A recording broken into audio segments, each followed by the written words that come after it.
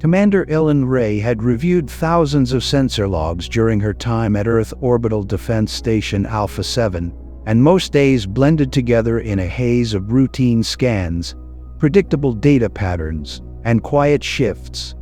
But this day would be different, etched permanently into history as the moment everything changed. It started small, a ripple on the long-range sensors, so faint that any junior officer might have brushed it off as a glitch. But Ray had seen enough to know the difference. The distortion pulsed faintly across the dark expanse of space, just beyond Pluto's orbit, subtle but undeniably real. Her brow furrowed as she adjusted the parameters, enhancing the feed. "What the hell is that?" she muttered, leaning closer. Space didn't behave that way. Not according to any physics model they had on record. The ripple looked like folded glass twisting over black velvet. The visualization's multi-layered renderings from dozens of instruments were worse. Space was bending, contracting, expanding all at once. It made her temples throb just watching the feed. From across the operations room, Lieutenant Park noticed her change in demeanor. He swiveled in his chair and called out, "Commander, I'm getting quantum signatures." "But wait, that can't be right." "Spit it out, Lieutenant," she snapped. Park looked up, pale. "It's the SV Pathfinder, ma'am." The words hit her like a punch to the chest. She stood up straight, blinking, unsure if she'd heard correctly. "You're telling me that signature belongs to the Pathfinder?" "Yes, ma'am. The exact match on command codes and quantum ID. It's authentic. That's impossible," she whispered. The Pathfinder had vanished 3 years ago. It was Earth's most advanced research ship at the time, launched to investigate a mysterious deep space signal at the edge of the solar system. Its mission had started smoothly, 6 months of regular updates and transmissions. Then nothing. Total silence, no wreckage, no escape pods, no trace. After a year of fruitless searching, the crew had been declared lost. Memorial services were held. Families mourned. Life moved on. Until now. "Sound General Quarters," Ray ordered. "Full red alert. I want Fleet Command on the line in 60 seconds. We may have a situation." Within minutes, the station was a whirlwind of action. Klaxons blared. Red lights flashed across the bulkheads. Military vessels across near-Earth orbit scrambled to form a perimeter around the source of the anomaly. Orbital defense satellites repositioned. Across Earth, observatories and science stations pivoted their attention, flooding the anomaly with every kind of scan available: gravitational, subspace, electromagnetic, and more obscure methods Ray only vaguely understood. The ripple grew. It didn't explode or emerge violently. Instead, it unfolded a slow, deliberate blooming of reality itself, bending in on itself like origami. And then, as if appearing from behind a curtain pulled back by unseen hands, the SV Pathfinder drifted into view. For a moment, time froze. It was undeniably the same ship. The Pathfinder's cylindrical hull, sensor arrays, and modular engines were exactly where they should be, but even from a distance, they could tell something was off. Imaging systems zoomed in, and the command center collectively fell silent. The hull was no longer standard titanium composite. It shimmered with liquid like geometric patterns, shifting constantly, sometimes spiraling inward like a whirlpool, sometimes expanding outward like fractals blooming in infinite loops. There were no traditional thrusters. Instead, crystalline structures pulsed silently at the rear of the ship. There was no visible exhaust, but the ship moved as if guided by thought alone. Most disconcerting of all were parts of the hull that flickered between solid and translucent, impossible to pin down. The matter itself seemed to phase in and out of existence, ignoring all rules of consistency. "Commander," Park shouted. Again, We're receiving a transmission. It's using Pathfinder's old command encryption. It's broadcasting to us. Put it on screen, she said, barely breathing. The main view screen flickered, static. Then an image. The bridge of the Pathfinder came into view. At its center stood a woman, Captain Sophia Chen, the ship's commanding officer. Her face was unmistakable. She had aged little since the last known image of her, but her eyes were wrong.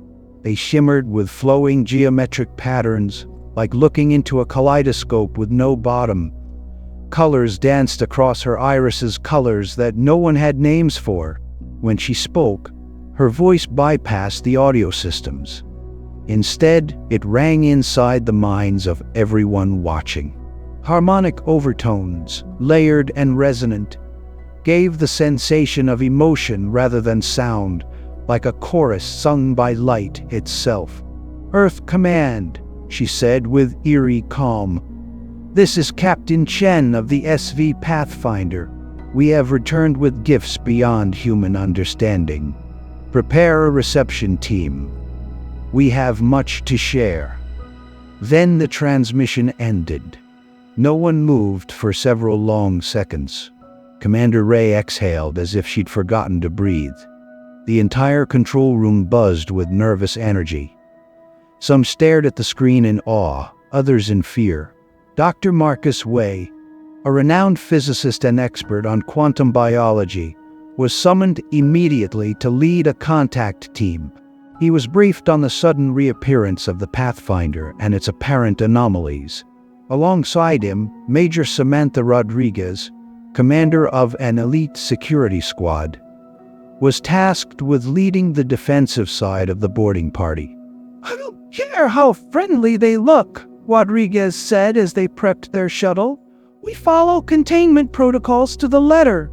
We treat that ship like it's infected with something we can't begin to understand." "I agree," Dr. Way replied, sealing his vacuum suit. "Every reading we're getting from them violates basic scientific law. That ship shouldn't even exist in our reality anymore." As their shuttle approached, the Pathfinder opened its docking bay doors with perfect precision, as if expecting their arrival. The maneuver was smooth, too smooth. No human crew could have coordinated that with such timing after 3 years adrift. Not without guidance. Once docked, the airlock cycled. Readings flooded Dr. Way's console. Standard atmosphere. Oxygen levels were Earth normal, but his quantum field detector screamed with alerts. Readings spiked across all metrics, showing energy fluctuations that defied categorization. "This is wrong," he whispered. "It's like standing inside a broken equation." The inner door slid open. Standing there was Lieutenant James OK4, Pathfinder's chief engineer. He looked like himself, but again, his eyes betrayed the difference. Like Chen, his gaze was laced with shimmering patterns that seemed to rearrange themselves in response to emotion. "Welcome aboard," he said with a smile that flickered translucent for half a second. His voice carried that same harmonic resonance. "The captain is waiting in the main research lab. Please follow me." The boarding party moved cautiously, weapons raised but not aimed. The corridors of the Pathfinder were eerily familiar, Earth-standard construction, but now laced with inlays of unknown material. Some walls looked metallic, but registered as non-existent to their instruments. Lights blinked in pulses that made Way's skin tingle. "What happened to you out there?" Dr. Way finally asked. O'Kafer glanced back, the patterns in his eyes swirling faster. "We found them, or rather, they found us. Them. The architects," he said. "That's what we call them. Their true name isn't something we can say, or even think properly. They're different. They exist outside our frameworks of time and space." They entered the main research lab, and Dr. Way had to steady himself. The room had been transformed. At its center hovered a metallic sphere, seemingly suspended, mid-air without any support. The surface flowed like mercury, but with an internal lifelights flickering, shapes shifting within.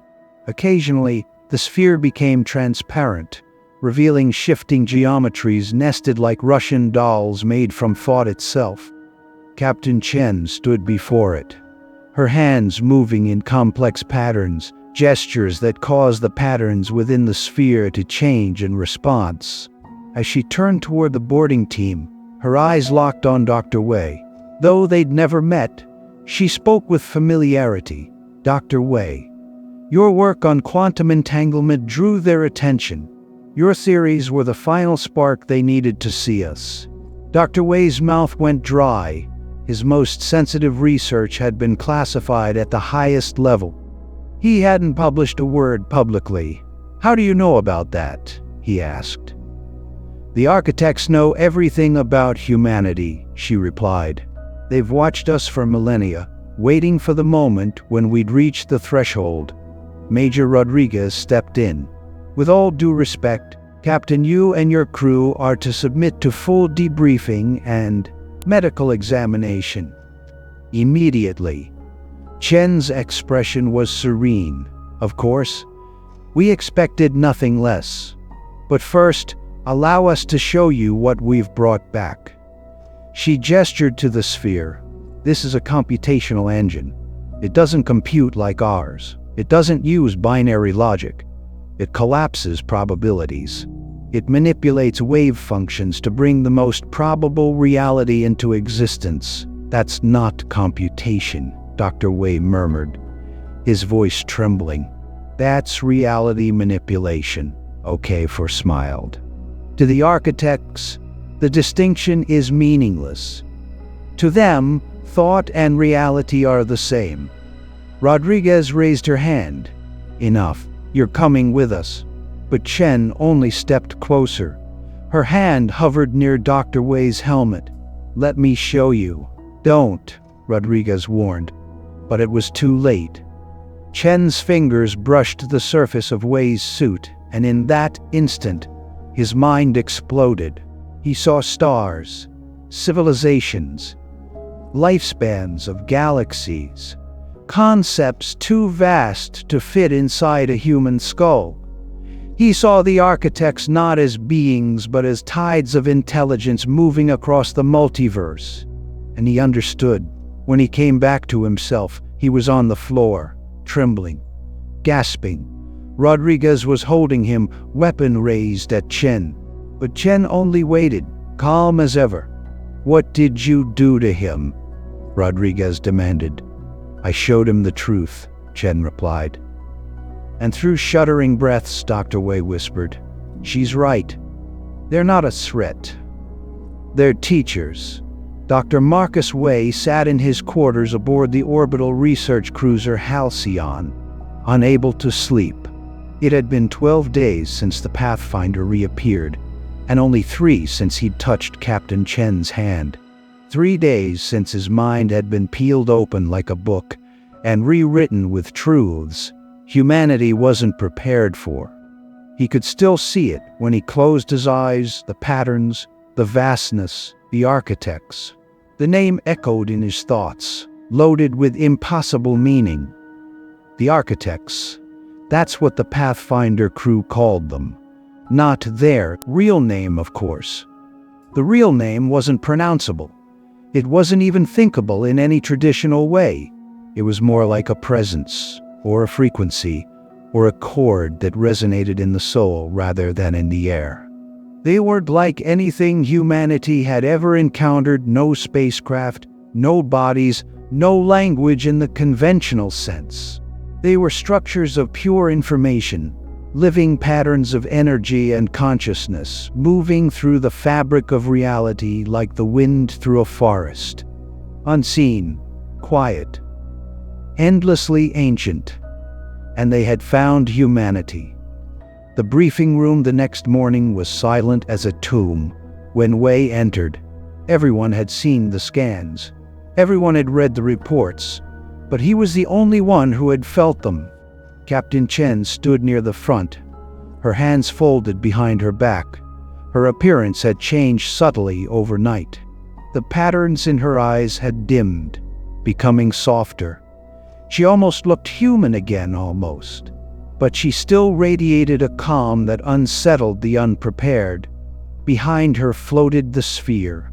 It hovered effortlessly above a reinforced cradle, pulsing slowly, its internal geometry rotating in a way that felt more like thought than machinery. It wasn't just a device. It was a presence in the room. Major Rodriguez stepped up beside Wei, arms crossed tightly across her chest. "You sure about this?" she asked under her breath. "I have to be," he replied. Chen began to speak. "You want to understand what happened to us," she said. "Why we disappeared. What changed us. Why we look and speak like this. The short answer is, we met them. The architects. Or, more precisely, they allowed us to meet them." "What do they want?" someone asked from the back. "A scientist, maybe, or a diplomat." At this point, the distinction between roles had started to blur. "They want nothing," Chen said. "They don't want the way we understand want. They don't need. They don't conquer or demand. They observe.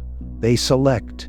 And when they find a species that reaches the threshold, they act." "What threshold?" Rodriguez asked sharply. "The cognitive threshold. The moment a species begins to understand the interconnectedness of reality, not just mathematically, but spiritually, existentially. The moment thought becomes more than biology. When meaning begins to shape perception, that's when they appear." Dr. Wei stepped forward. "She's right. My research into quantum entanglement was meant to enhance deep space communication, but unknowingly, it tapped into the very framework the architects use to interact with reality. We weren't just bouncing photons between particles, we were brushing up against a living network that spans across dimensions." Chen nodded. "Your work was the signal. It lit us up like a beacon. They noticed. And once they saw us, they moved. The Pathfinder," they explained, "hadn't simply vanished.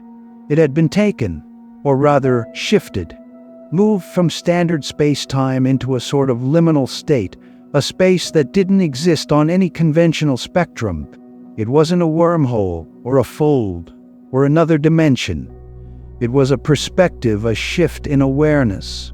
The Pathfinder had gone off course in the strictest sense of the term, off the course of normal physical reality. "It was disorienting at first," said Lieutenant Okafor, who now stood beside Chen. "We weren't asleep or in stasis. Time didn't stop, but it didn't move either. It looped, folded, broke into chords like music. The ship changed around us. Or we changed around it. We weren't alone," Chen continued. "There were structures, shapes that resembled life, but weren't biological. Sentient, but not separate from their environment. You'd be standing in a hallway and realize you were inside a thought, or a memory, or both. They called themselves the architects not because that's what they were, but because that's what they did. They built. Not in the physical sense of constructing buildings or machines, but in the way a gardener builds a thriving garden, or a composer builds a symphony. They cultivated intelligence, consciousness, potential. Not every species they encountered made it. Some reached the threshold and fell back into regression, war, or self-destruction. The architects never interfered directly. They watched, they waited. And when the moment came, they offered possibility. And that's what they've given us, Chen said.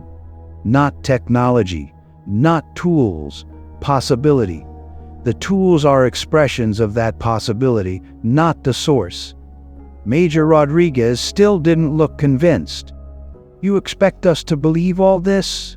That you were taken into some higher consciousness space?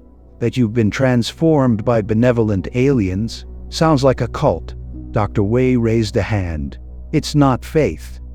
It's math. That sphere, he pointed to the hovering orb, it manipulates probability fields. Not by calculation, not like a supercomputer. It collapses reality into its most stable, probable form based on contextual awareness. You're saying it thinks? Someone asked. I'm saying it understands, he answered. Rodriguez paced, clearly uneasy. So what now? Are we supposed to just trust you? Start integrating your alien gifts into our world. Chen held her gaze. No, you're supposed to choose. That's what this is about. Choice. The architects don't force, they reveal. They open doors. Walking through them is up to us. The tension in the room was electric. The implications were staggering.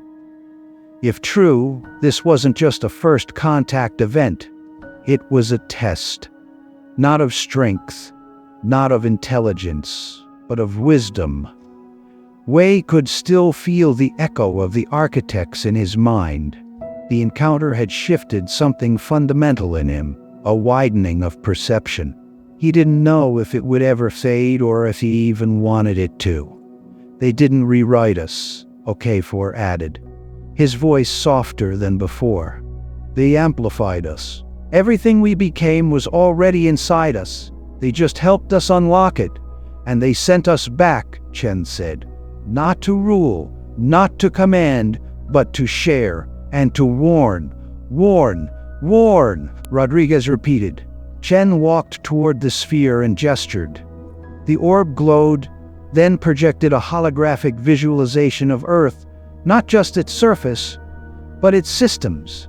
Ecological, political, informational, complex networks of rising tension, environmental collapse, geopolitical instability, resource scarcity, and overlaying it all, technological potential beyond anything Earth had ever possessed. This is the moment, Chen said. The critical juncture. You have the capacity to lift yourselves into something beautiful, or destroy yourselves faster than ever before. Are you saying the architects will punish us if we choose wrong? Asked an older UN delegate. No, she answered. They won't do anything at all. They've done what they came to do. The rest is up to us. If we fall alone. Silence settled over the room. That heavy awareness that the future wasn't being handed to them, it was being offered. Contingent on how they chose to proceed. Dr. Wei finally broke it. They showed me, he said. They showed me civilizations across galaxies. Species that rose and fell. Some were given the same chance we have now. A few made it, most didn't. And what determines that? Someone asked. He looked at them, eyes steady. Not how powerful they became, not how advanced, but how wisely they chose to use that power. Whether they built together or broke apart. Major Rodriguez stepped away from the sphere, rubbing her temples. I still don't trust it, she said. Any of it. But I'm willing to watch. Carefully. Chen nodded. That's all we ask.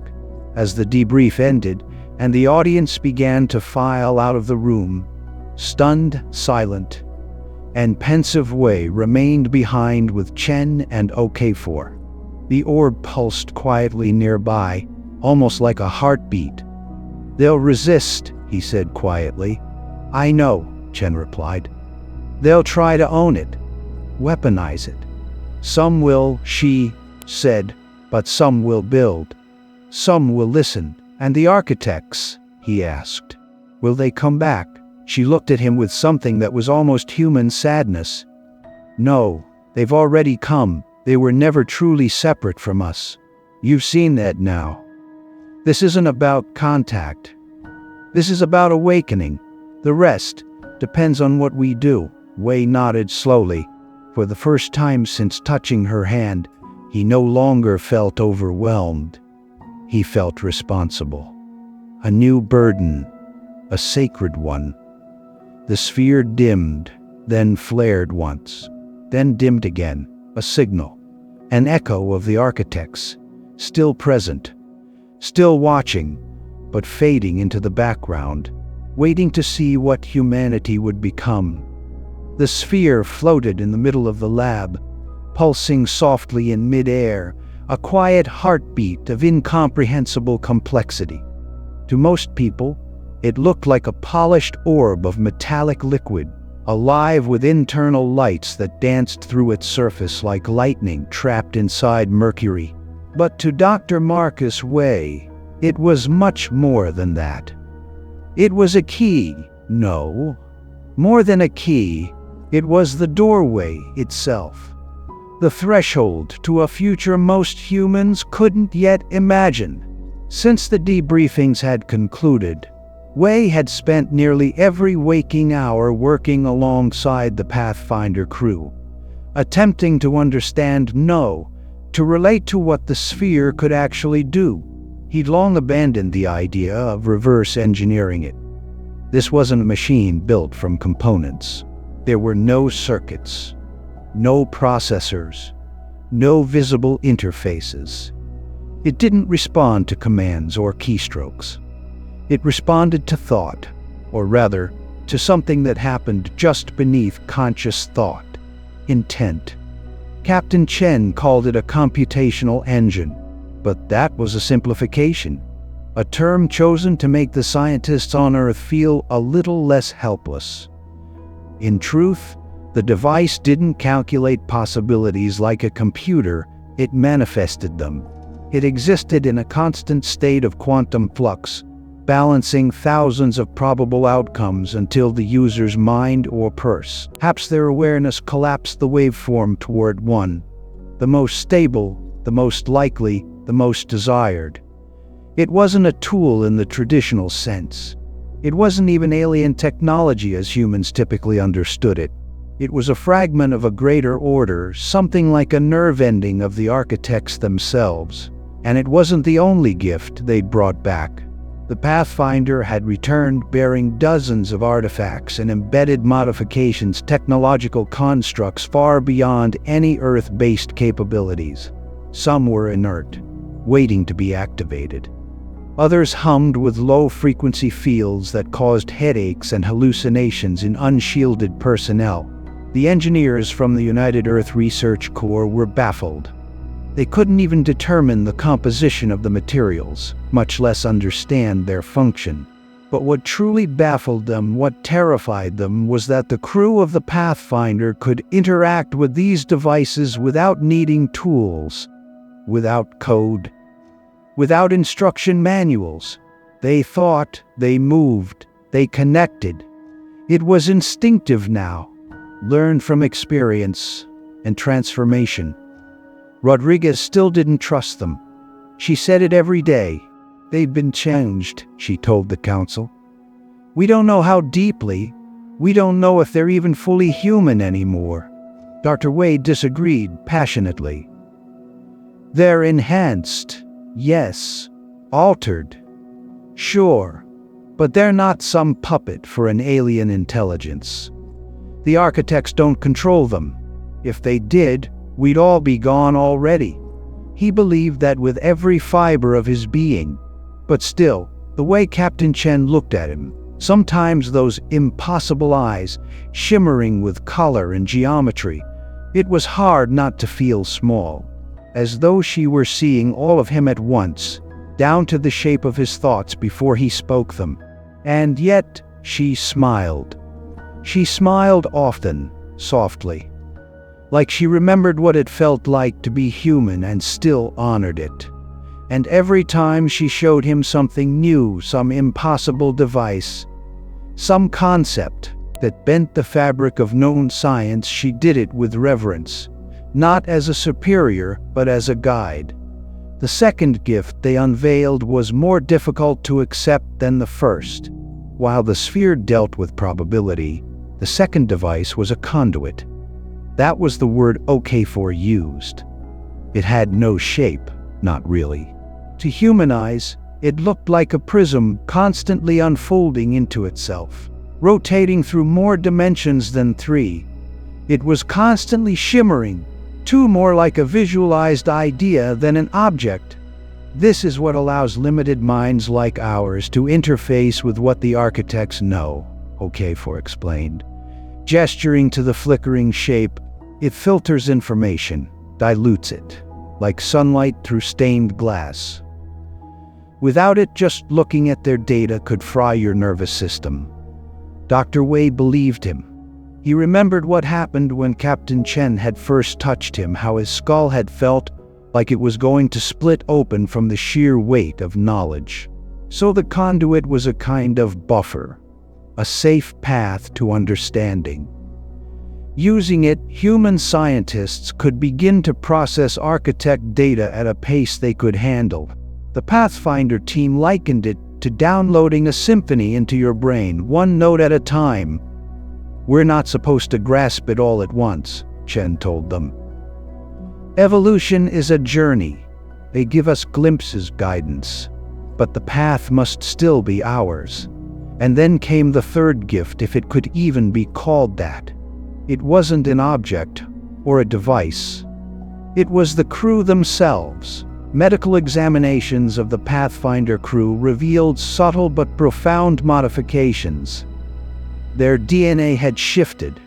New sequences had been inserted cleanly and precisely, as though edited by a masterful hand. Neurological scans showed entirely new patterns of activity. Cognitive centers in their brains were more efficient, more connected. Memory recall was near perfect. Processing speed off the charts. But it wasn't just mental. Their immune systems had been optimized. Cellular repair was enhanced.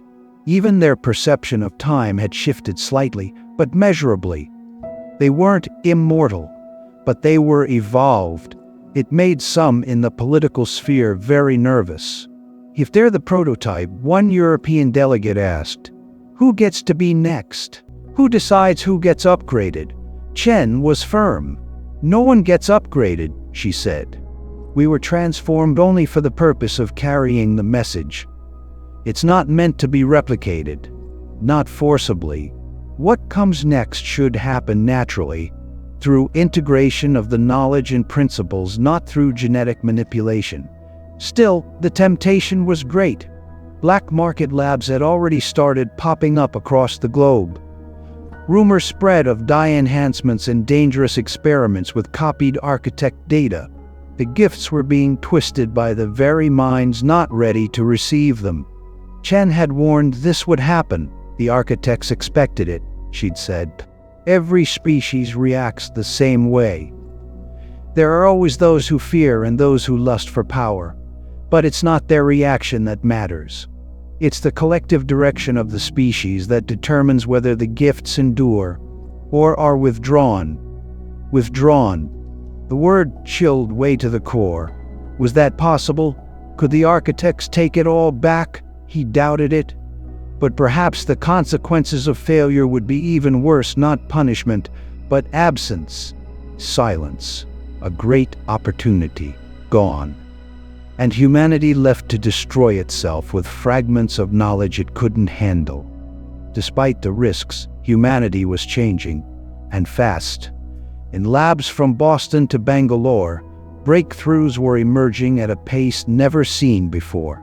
Energy generators that ran on quantum vacuum fluctuations, material stronger than graphene but self-healing, algorithms capable of simulating abstract intuition, neural interfaces that could transmit emotional states.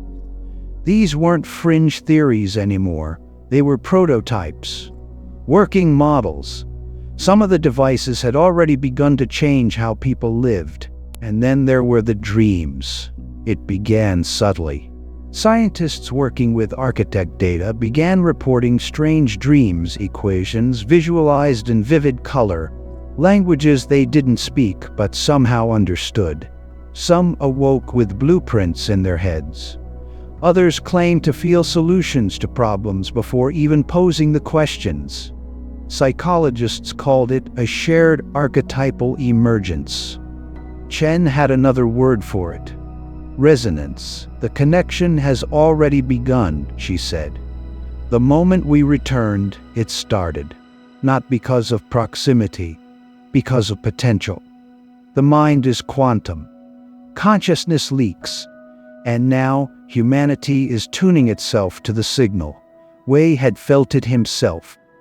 He'd begun to experience memory as layers. He could perceive moments differently now. Subtext, context, intent. Time had softened its grip on his perception. Just slightly, but enough to notice. It was like waking up inside your own thoughts, watching them bloom in real time. And it wasn't just the scientists. Artists began producing works that defied conventional form, sculptures that moved without mechanics, music composed using non-linear progressions that evoked emotion in ways previously unknown. Poets wrote in spirals. Painters began using geometries that matched what the Pathfinder crew had seen in architect environments. The knowledge was leaking, yes, but not chaotically. It was unfolding, spreading, like a seed. One evening, Wei found Chen standing on the observation deck, looking out at the stars. She wasn't using any equipment, just staring eyes still faintly aglow, though dimmer than before. "We were only supposed to bring 3 gifts," she said softly, sensing his approach. "But we brought a 4th, unintentionally." "What's that?" he asked. "Ourselves." He stood beside her in silence for a moment. Then he asked the question that had been bothering him for days. "Was it worth it, what they did to you? Everything you lost?" She didn't answer at first. Then finally, "We didn't lose anything that mattered. We came back changed, yes, but we remember who we were. That's the gift no one talks about. The architects didn't erase us. They amplified us. Just enough to carry this forward. Just enough to start the chain reaction." He nodded slowly. "And now?" "Now," she said, "we watch. We help where we can. We guide, but we don't force. The next phase belongs to humanity." Behind them, in the central lab, the sphere pulsed once more, then settled into a quiet, steady rhythm, waiting, not for orders, but for readiness. The day the first schematic leaked, the world changed again this time, not through a return from the void, but through something far more human, curiosity and ambition. It wasn't a surprise to Dr. Marcus Wei. Not really. He had expected this. Captain Chen had warned everyone during the initial briefings. Once the knowledge began to spread, once humans caught even a glimpse of the possibilities the architects had hinted at, control would become an illusion. The real test wasn't technological, it was ethical. Would humanity rise to meet this moment with responsibility, or fall prey to its oldest weaknesses? It didn't take long to see the answer was complicated. It started with the scientists and engineers, the ones working directly with the architect-derived data. The theories were difficult to contain. Even redacted, the insights they offered into quantum field manipulation, energy harmonics, and non-localized computation were groundbreaking. And it wasn't just what they could explain, it was what they inspired. Within weeks of the Pathfinder's return, breakthroughs began rippling across the globe. A graduate student in Nairobi built a prototype that extracted usable energy from quantum fluctuations in a vacuum. She didn't fully understand how it worked. It came to her in a dream, in symbols and vibrations she'd struggled to translate into math. But when she assembled the parts and activated it, the readings were undeniable. Pure, clean energy. Infinite, as far as anyone could tell. In Shanghai, a team of rogue software developers created an artificial intelligence that didn't just mimic human behavior, it appeared to feel. The AI responded to emotional cues, anticipated intent, and even asked existential questions. It didn't behave like a machine. It behaved like a child discovering the world. In Sao Paulo, a neurologist administered a compound derived from data found in one of the Pathfinder's passive medical scans. The treatment repaired damaged neural tissue in test subjects. Stroke victims spoke again. Paraplegics felt sensation in their limbs. One man with advanced Alzheimer's recited poetry he'd written in his youth, word for word, with tears in his eyes. None of these scientists had ever set foot on the Pathfinder. None had ever spoken with Chen or OK4. But they had all touched the same current. The knowledge was out, and it was accelerating. Governments scrambled to contain the spread, but it was like trying to bottle the wind. Black markets exploded with architect-inspired devices. Some were hoaxes, dangerous scams. Others worked, just not in ways anyone could explain. There were reports of devices that altered gravitational fields, phones that predicted emotional states, meditation aids that induced lucid dreams with strange symbols floating behind the eyelids. Some people were terrified, others saw opportunity, and a few saw power. In Washington, President Elaine Carter addressed the world in a somber broadcast. "We stand at a fork in human history," she said. "One path leads to a future of unity, health, and limitless progress. The other, to chaos, inequality, and destruction. The tools now at our disposal are unlike anything humanity has ever known. They are not ours by right. They are a chance. And we must earn that future." She meant every word. But behind the scenes, her cabinet was already negotiating access with military contractors and biotech firms. Tensions flared across geopolitical lines. The Eurasian coalition accused the North American alliance of hoarding architect artifacts. The South Atlantic Bloc declared all extraterrestrial-derived knowledge a global cultural inheritance and demanded open access. Hackers began targeting research labs with increasing success, some aided, allegedly, by algorithms derived from architect code. Meanwhile, underground groups emerged, some calling for free and open distribution of all architect knowledge. Others warned that humanity wasn't ready. Some religious sects claimed the Pathfinder crew were divine messengers. Others labeled them demons in disguise. Riots broke out in several cities. In Paris, a man set himself on fire outside the World Science Council headquarters, shouting, "We weren't meant to know.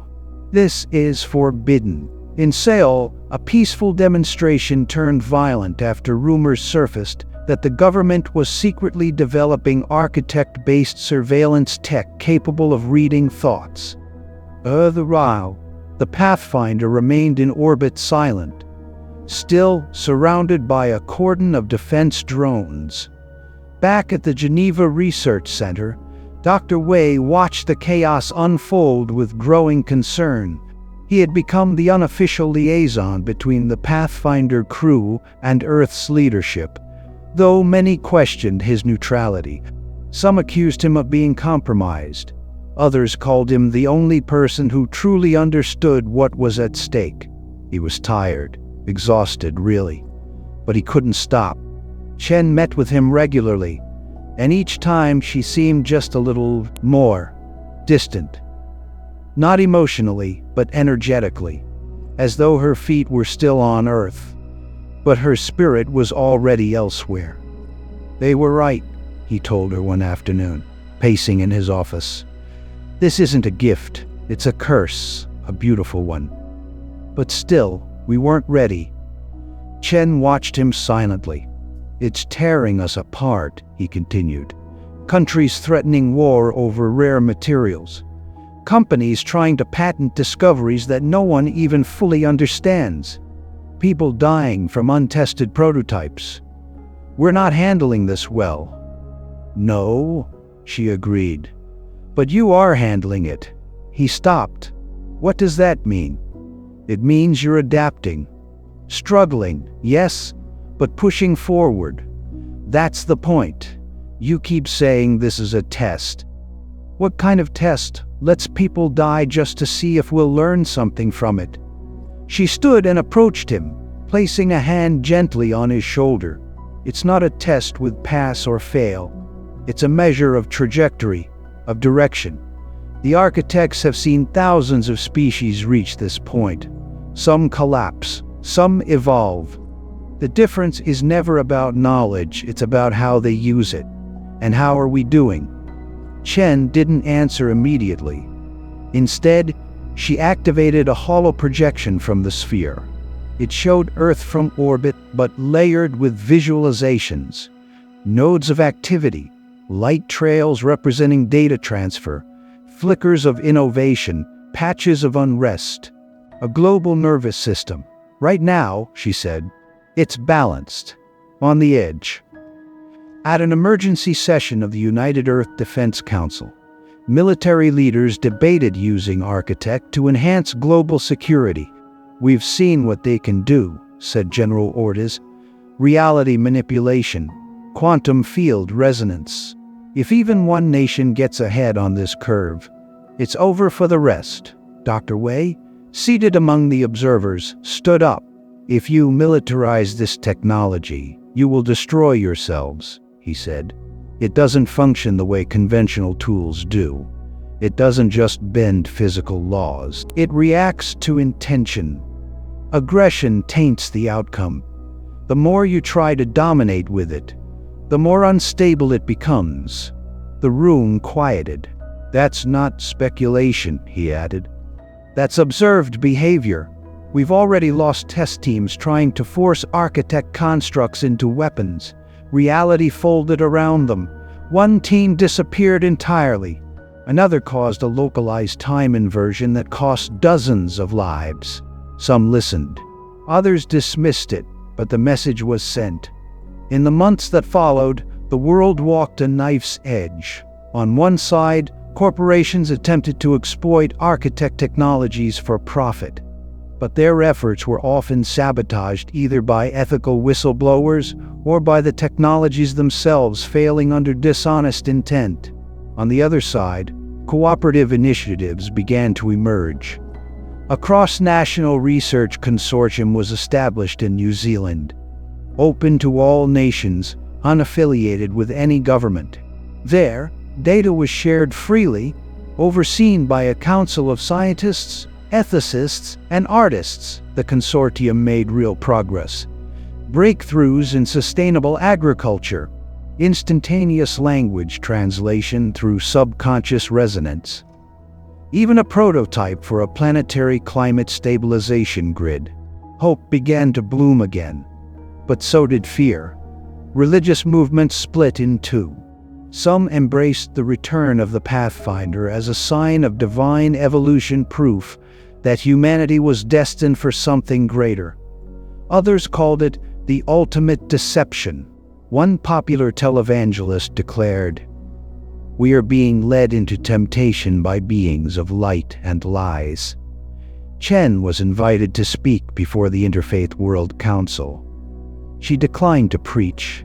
Instead, she shared a moment of silence with them, projected an image of the Earth as seen through architect perception energy lines, luminous and interconnected, and said only, "This is how they see us." Not as fluid, almost not quite human. Her eyes no longer swirled with impossible geometry. They were beginning to look ordinary again. "How long do we have?" he asked her. She didn't need him to explain. She knew he was talking about the next phase, the moment the architects would decide if humanity had proven itself worthy of further understanding. "They're already deciding," she said quietly. "Not all at once. Not in a meeting or a vote. It's not like that. But the pattern of us, the trajectory, is being observed, interpreted. You sound more like them than ever." Chen smiled faintly, but it didn't reach her eyes. "That's fading too. Our modifications were never meant to be permanent. We were the bridge. That bridge is almost crossed." He turned to the massive metallic sphere resting behind a glass enclosure. It still pulsed, slower now, as if resting, listening. Are they happy with what they see? That depends on where you look. All around the globe, change was accelerating, and so were the consequences. In Johannesburg, a youth-led movement called Equal Ascension had launched education hubs using architect-derived cognitive tools. Children were learning at astonishing rates, outpacing university-level standards by the age of 10. But in Moscow, a corporate alliance had created restricted cognitive zones where only the elite had access to architect enhancements, triggering unrest and digital sabotage. In rural India, a healer using neural resonance therapy had cured a boy with degenerative motor disorder, an act hailed as miraculous. The next day, a biotech firm in Silicon Valley tried to patent the exact same therapy, sparking a massive legal and ethical debate. Even in the arts, lines blurred. Architect-inspired symphonies were composed not with instruments but with thoughts. Paintings were created in seconds by devices reading subconscious intention. Some called it transcendence. Others called it the death of the soul. Nimoy Wei said during a global ethics summit in Sydney, "It's about what we do with it. That's the real test. Not whether we can grasp the concepts, but whether we can handle the responsibility of wielding them." His voice echoed through the hall. This technology doesn't run on wires and code. It runs on will. It listens. It responds. And if our will is corrupt, the outcomes will reflect that, not as punishment but as natural consequence. Rodriguez, now a special advisor to Earth's Unified Defense Committee, had not softened her skepticism. They brought a loaded weapon into our backyard and said, "Here, let's see what you do with it." "Forgive me if I don't applaud the generosity, but it's not a weapon," Wei countered during a tense committee meeting. "It's a mirror, and we're seeing what we are clearly for the first time." "You're right about that," she said, crossing her arms, "and I don't like what I'm seeing." There had been incidents, small at first. A research facility in Alaska had attempted to amplify architect quantum signals to create a thought-speed internet. The test backfired, the local field destabilized, and 6 researchers vanished without a trace.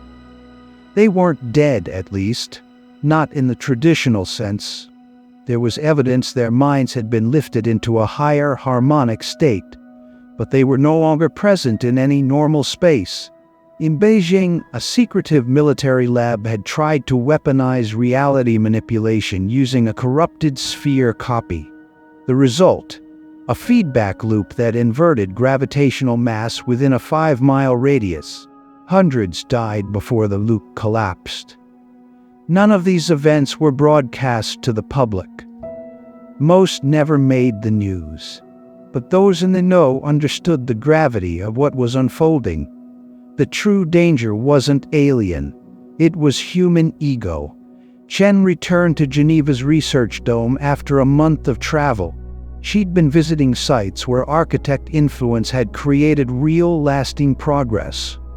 A remote community in the Andes now sustained itself entirely through a biosynthetic ecosystem derived from a sphere interface. In northern Canada, a collective of scientists had created a planetary weather regulation grid that mitigated storm systems in real time. But even in those places, tension simmered. "They don't trust the calm," she told Wei one evening. "They keep looking over their shoulders, waiting for the price." "There's always a price," he murmured. She shook her head. "Not from the architects. The price is internal. Our fear, our greed, our guilt. You still believe we're going to pass this test?" Chen looked at him for a long moment, then said something he didn't expect. "I think we already did. A map of Earth, overlaid with data, technological hubs, civil unrest, scientific breakthroughs, acts of terrorism. philanthropy, art, chaos and beauty tangled together. They expected this. The extremes, the friction, that's part of growth. But look closer at the direction. Not the speed, not the noise, the direction. We're moving forward. Wei didn't argue, because he saw it too. The next day, Chen convened a final meeting, one requested not by Earth authorities, but by the Pathfinder crew. This time, they chose a simpler venue. Not a lab, not a military base. A clearing deep in the restored Amazon rainforest, where the trees whispered with wind and the stars shone uninterrupted. World leaders arrived by conventional aircraft. No satellites hovered overhead. No defense systems. Just people and the sphere. Chen stood beside it, surrounded by her crew, who looked normal now, human again. The glow in their eyes had faded. The harmonics in their voices were gone. They were messengers no more. Today, Chen began, we close one chapter and open another.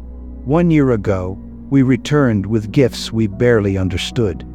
We weren't here to lead you or to rule. We were here to show what was possible.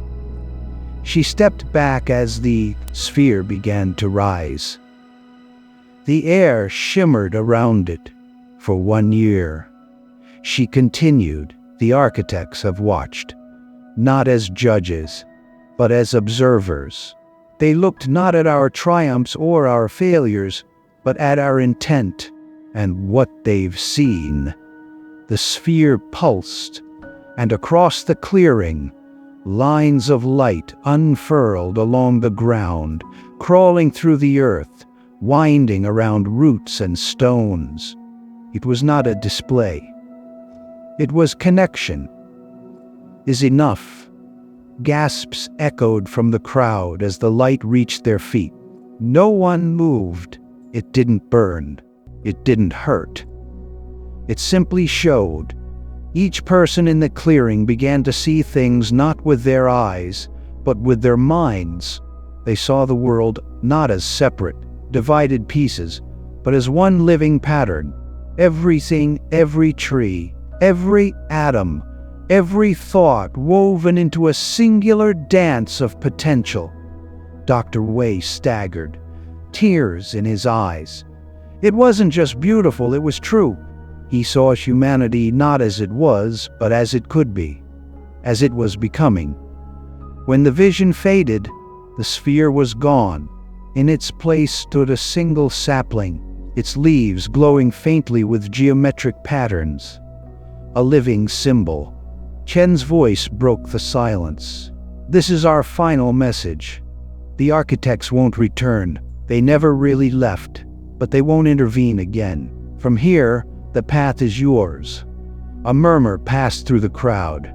What about you? Someone asked. Chen smiled, and for the first time, it was a human smile. Soft, tired. Real. We're human again. Our role is finished. We'll help guide where asked, but only as fellow travelers. Dr. Wei stepped forward. So, did we pass the test? Chen nodded slowly. You passed the only one that mattered. You chose to try. The crowd stood in reverent silence. No one clapped. No one shouted. They simply understood. And with that, the Pathfinder crew faded into the gathering as ordinary people again. Their mission was over. The gifts had been delivered. The real work now belonged to the world. Later that night, Wei stood alone, watching the stars. The sapling glowed faintly behind him. He closed his eyes and felt something new, not a message, not a broadcast, but a quiet agreement, a resonance, deep and still, not with aliens, not with machines, with possibility itself. 1 year to the day after the Pathfinder returned from the void, the world stood in silence, watching a live broadcast from the heart of the Amazon rainforest. No governments had orchestrated it. No media agencies controlled it. The stream was open, transmitted from a simple drone floating quietly above a clearing, beaming images to anyone who chose to see.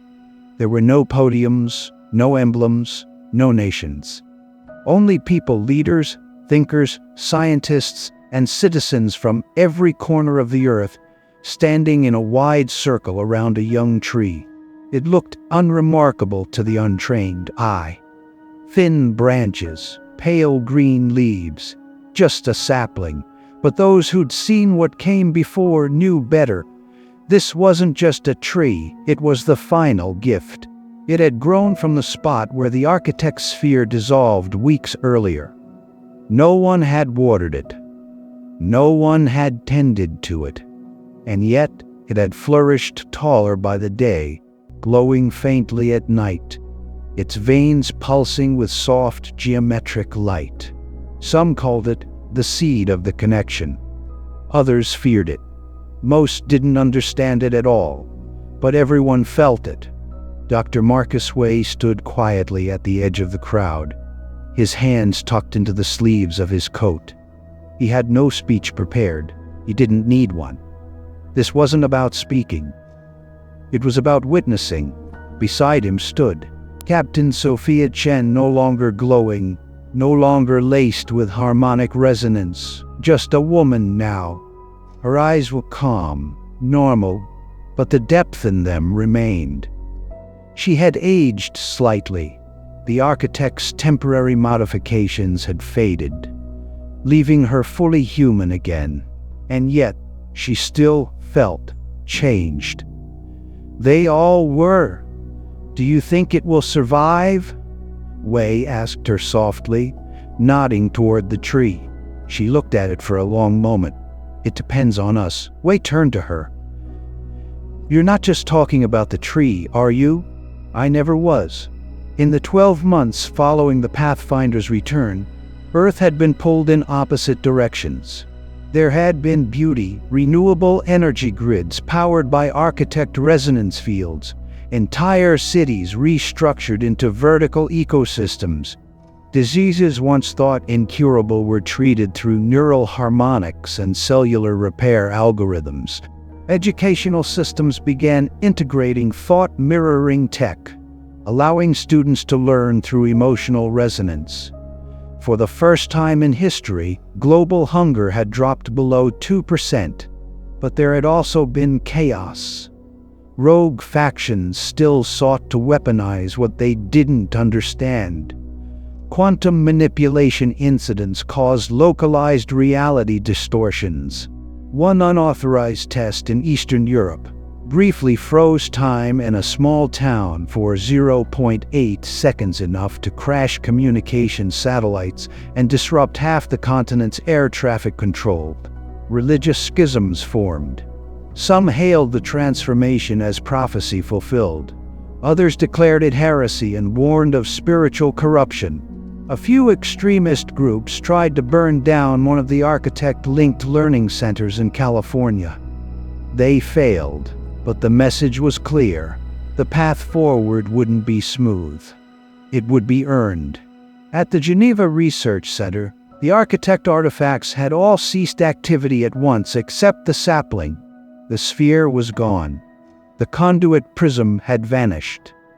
Even the floating resonance scaffolds inside the Pathfinder ship had dimmed and grown cold. The devices didn't break or die. They simply ended. "They gave us the seed," Chen said days later. "And then they left. Will they come back?" Way had asked. "They were never really here, not in the way we think of presence. Their work was done. Now we choose what to grow." And humanity was choosing, not all at once, not evenly, but enough. The tree in the rainforest was now being studied by teams from over 60 countries. Botanists confirmed it wasn't Earth native, but it wasn't invasive either. Its roots intertwined with the surrounding ecosystem without displacing anything. It shared nutrients. It didn't consume, it contributed. The leaves emitted trace quantum frequencies low, harmonic pulses that subtly affected nearby neural patterns. Visitors to the site often described heightened states of clarity, peace, creativity, purpose. It didn't control, it simply was, and its presence encouraged something Earth hadn't seen in a long time: cooperation. People from all walks of life began coming to the clearing, not just scientists and leaders, but children, artists, monks, farmers. Some just sat in silence, some touched the bark, some wept. And, slowly, a shift occurred. A young boy from Chile drew a perfect rendering of the sphere's internal geometry after sitting near the tree for only an hour. He'd never studied math, never learned to read. But the pattern he sketched contained quantum harmonics known only to the Pathfinder crew and Dr. Wei. An elderly woman in Senegal, suffering from memory loss, visited the tree with her granddaughter. The next morning, she recited stories from her childhood with pristine detail, stories no one had heard in decades. No tests explained it. In Tokyo, a burned-out engineer sat in meditation near the tree. Days later, he returned home and designed a sustainable city grid that required no power lines and no batteries, just resonance and sunlight. It worked. Prototypes rolled out. Then weeks. None of it was forced. None of it was predictable. But the message was unmistakable. The seed was spreading, quietly, gently, but powerfully. Back in Geneva, Dr. Wei began writing again. Not a scientific paper, not a research journal, a book. He titled it The Choice: What We Did When the Stars Came Closer. It wasn't about the technology. It wasn't even about the Pathfinder. It was about people. About the moment when humanity stood before the mirror and had to decide what kind of species it wanted to become. In his introduction, he wrote, "The true test was never whether we could unlock the power of the architects. It was whether we could look into the infinite and not flinch. Whether we could hold knowledge in one hand and compassion in the other. Whether we could resist the temptation to dominate and instead choose to build." The book became a manifesto for a new kind of progress, one not driven by conquest, but by connection, a call to align innovation with empathy. It was translated into 117 languages in the first 6 months. Chen eventually left Geneva. She didn't retire. She just stepped back, moved to a small coastal village in Norway where the lights were low, the winds were soft, and no one asked about her eyes. Sometimes she still dreamed in symbols. Sometimes she felt the architect patterns at the edge of her thoughts. But she didn't speak of it anymore. She had said all she needed to say. One evening, Dr. Wei visited her. They walked by the sea, watched the stars rise, and spoke quietly about the past. "Do you ever miss it?" he asked. "The connection? The architects?" She smiled and pointed up. "They're not gone. They never were. We just don't need them now." He nodded. "Because they gave us enough." "No," she said, "because we finally gave ourselves permission to become more." And that, in the end, was the lesson that endured. The story of the Pathfinder wasn't about aliens or spaceships or miracles. It was about potential. About the moment a species was offered a mirror and asked, without words, "Who do you want to be?" It was about the raw, terrifying, beautiful truth that knowledge means nothing without wisdom. That power, unmoored from compassion, becomes decay. And that real evolution isn't about biology or technology. It's about choice. Every day, we choose who we become. Every act of creation or destruction. Every time we reach for truth instead of comfort. Every time we listen instead of speak. Every time we build instead of break. That is the real test. And we are still taking it. Now with no guides, no gods, no architects, only ourselves, and a seed.